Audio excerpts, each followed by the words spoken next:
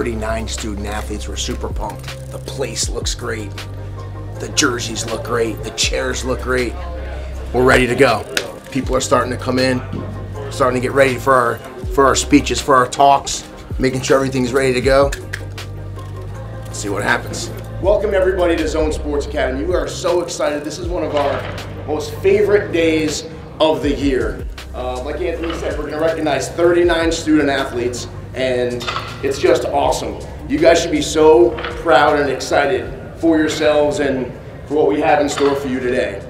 You know, when you think about, it's kind of like a joke we always say here, but it's kind of like a wedding signing day, because we start out, there's a lot to do, then there's nothing to do, and the last 6 hours, if you would have saw what this place looked like at 5 o'clock, we still had practices going on, kids hitting balls around, and within the last hour, it looks just like this. So I want to give a round of applause for all the staff for making it look like this for you guys this early.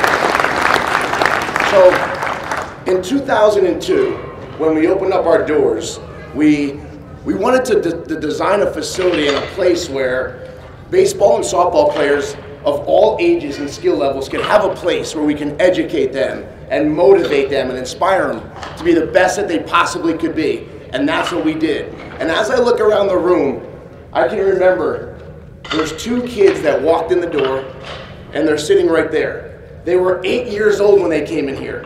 They had their gloves on, they were starting their baseball journey, they were in classes, and 10 years later, they're going to Iona College.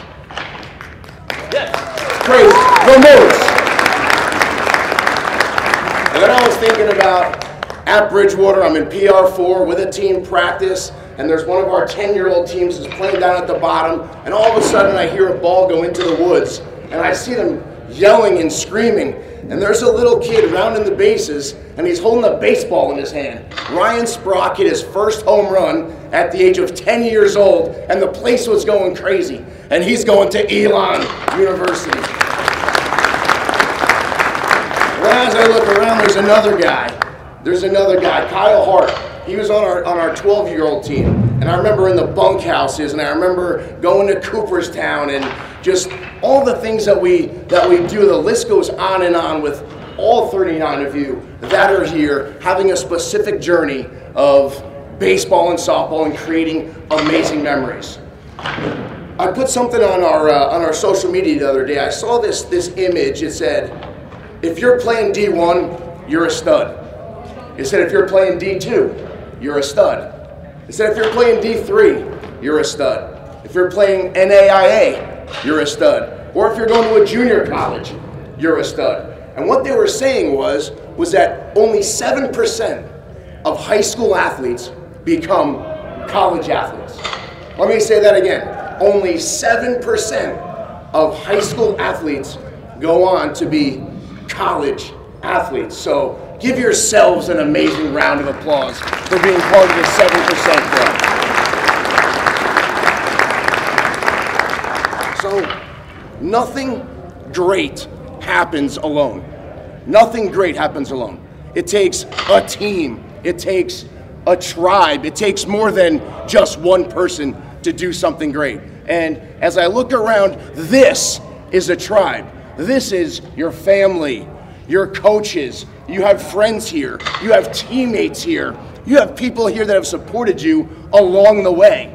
And whether it was a parent bringing her son or daughter to a 6 a.m. game in the morning, or staying for a 4-hour practice, or 5 games on the weekend where you're lugging your brother and sister along and they're sitting there, that's what I mean by it's a tribe. So for you 39 people that are in this room, make sure you thank your mom and your dad, your grandmother, your grandfather, your brothers, your sisters, your coaches, your teammates, everybody, because that's a huge thing. So with a tribe, everybody can achieve what their goals are. So how did signing day come about? Signing day came about 8 years ago in 2015. I was in Cage 2 with Carly Severini. At the time, she was going to North Hunterdon. We had a lesson. We're walking out. I said, Carly, are you excited to sign tomorrow at school? And she said, well, we don't have a signing day. I'm like, you don't have a signing day? She's like, no. She goes, Coach Duke, can I sign here? And at the time, Eric Schneff was working with us. He's going to Tufts, and Division III, they don't really have a signing. So he was walking by, he goes, that would be awesome. Can I sign too? So we went into the back room, we talked all night. I said, listen, if we can get 12 student athletes that are willing to come down here, we'll create a signing day for these kids. That night, next thing you know, 10, 12, 14, we ended up having 24 kids that year, and we wrapped it together super fast so that they had a place to sign. 8 years later, all of these people had a chance to sign. So, what are we gonna do? We are gonna call your name up. You're gonna get a chance to walk down here by yourself, sign a certificate. You're gonna get a certificate of achievement. And we made jerseys for each and every one of you. We personalized them all. You're gonna have pictures. We have a professional photographer. You'll get all the images. We'll have videos afterwards, all that stuff. So I hope that you enjoy signing day, because we worked really hard, you worked really hard, and we're super excited to be able to do this for you.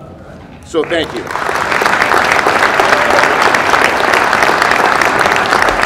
So,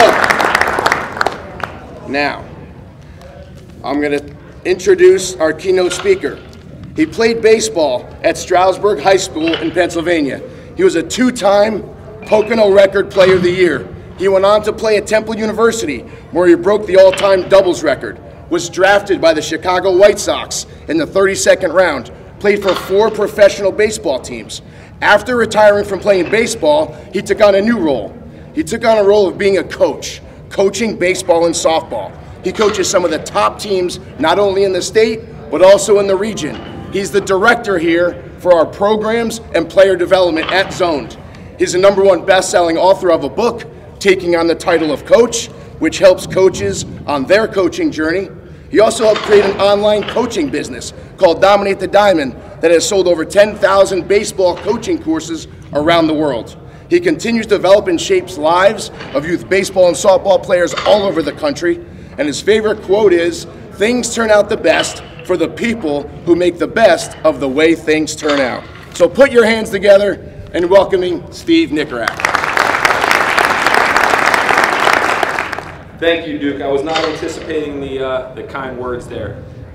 Guys, congratulations on being here. This is, like Duke said, it's our favorite night of the year. We look forward to this for all the reasons that he just said. Seeing the kids that we've trained from 8, 9, 10 years old come in here and achieve a goal that they've had for a really long time is something special. When I was thinking about what I wanted to talk about tonight, I was trying to come up with something that I think would resonate with all of you. And you know, I graduated Temple University in 2012, and I wanted to share a few things that I wish I knew when I was your age. Because just like all of you, I thought I had it all figured out. I was 18, I was going off to play college baseball. I was super excited, and I came up with 3. The first one is you guys have 4 years. You have 4 years left for 99.99% of you. Hopefully some of you guys get drafted and play professional baseball, but you have 4 years left to call yourself a student athlete. And that's something special, to be part of a team, to, you know, play a game that you've loved your entire life, to be able to travel the country, meet new people. There's something really special about that. And my message to you would be, don't be in a rush, right? We always look forward to what's next. We look forward to graduating, starting a career. You know, we look forward to becoming a junior. Slow everything down and really, really, really try to appreciate all the little things that you get to enjoy as a college athlete. And sometimes we look past that because, you know, we do things that aren't always the most enjoyable, like 6 a.m. lifts, the 15-hour bus rides, eating crappy food because you get 20 bucks a day in meal money and you just got to figure it out. That's all part of it. And it's funny how it works, because I was actually thinking about what I wanted to talk about, and a memory popped up on my phone. And it was a picture of my best friend and I, our freshman year in college. We were down in Florida, and I sent it to him. And he said, man, what I would do to just go back and do it one more time. And he didn't play professional baseball. He graduated. He's got a wife and 2 kids, and he's doing great for himself. And he's still thinking about what he would do if he could just go back and play one more season. Because we've all been there. We've been there for the 6 a.m. lifts. We can't wait for it to be over. Been there for the long practices, the 15-hour bus rides. You can't wait for it to be over. But trust me, you can wait. All right, enjoy it. Soak it all up. You've got 4 years left. Really just try your best to slow everything down and take it day by day.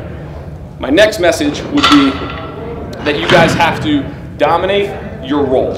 I think the challenge for each and every one of you, as I look around, you guys are all the best players on your team. You're all the best players at your high school, on your travel team in your area, and in a few short months, you're going to look around in a locker room, and everybody's going to be the best player from their high school. They're all going to be the best players from their town, from their travel team, and you guys are going to have to compete. You guys are going to have to fight for a job. You're going to have to fight for a starting lineup position. You're going to have to fight for a couple at bats. And that's a challenge because you guys are not used to that role. You're used to, I'm sure none of you guys are worried about what the lineup looks like this spring. You know you're going to be in it. So when you get to college, you're going to have to fight for it and you're going to have to compete. So whatever that role is as a freshman, it might be a role player for the first time. You might be on the bench. You might be a backup. And that's okay. Be the best backup possible. Be a top step player. And what I mean by that is be a good teammate, right? Learn. Be a sponge. Soak up all the knowledge that your coaches are going to share with you. Be ready when your name is called. Try to be the hardest working person in the room. Be ready. And the challenge is, I think sometimes when you're a role player at first, we want to point fingers. And we want to say, ah, man, I wouldn't have struck out if I was that guy. Or I wouldn't have made that error. Or I wouldn't have walked 3 guys in a row. Do what you can to focus on you and not everything else. You can't control the lineup. You can't control your coach's decision, but you can control your attitude, your effort, and your energy every single day. So there are things that you can bring to the table as a freshman in college that's going to help your team win. And eventually, little by little, I think the 5th week of the season, I got my first pinch hit. Had a good at bat, I got out, I grounded out. And little by little, I started to get into the lineup a little bit more. And I'll never forget, my coach asked me, it's like the, 5th or 6th weekend of the season, he said, can you play first? And I played shortstop my whole life. I had no clue how to play first base. I said, yeah, sure. He goes, okay, good, you're starting tomorrow night. And I called my uncle and I said, Uncle Gary, I need a first baseman's glove. I'm playing first base. Is it working? Was it working that whole time? Yeah, it's working. Even better now. And I said, I need a first baseman's glove. So we go to Dick's. I tried to break the glove in the night before. It was a nightmare. I didn't even know how to stand on the base, but I found my way into the lineup. And there was a lot of guys that got lost in the mix, and they didn't find their way into the lineup because they weren't ready. It's real easy early in the season to be sitting at the end of the dugout, be freezing cold in the Northeast or wherever you guys are going to school, and not be ready when your number gets called. So dominate your role, all right? Be the best version of yourself every single day. Show up, ready to work, all right? We over me is huge, all right? It's the team, and what can I do to help my team win today? That mentality, I promise you, the stats, the lineups, and all that stuff's going to take care of itself. And like Duke just mentioned, the last point, and he talked a lot about it, is the people sitting next to you right now. Don't ever take it for granted. This is a signing day for you, but it's also a signing day for your family and the people that helped get you here. The sacrifices, not only financially, to be able to train at a place like this and travel the country. We were just talking about it, flights down to Georgia. There's a lot of sacrifices that are made. Vacation days used to watch you guys play tournaments all weekend long. So at some point this weekend, before you leave, to go to college, give your parents a hug and thank them, because this was a team effort, and you wouldn't be here without them. So that's my message. I hope you guys take a little bit of it, and congratulations. Thank you.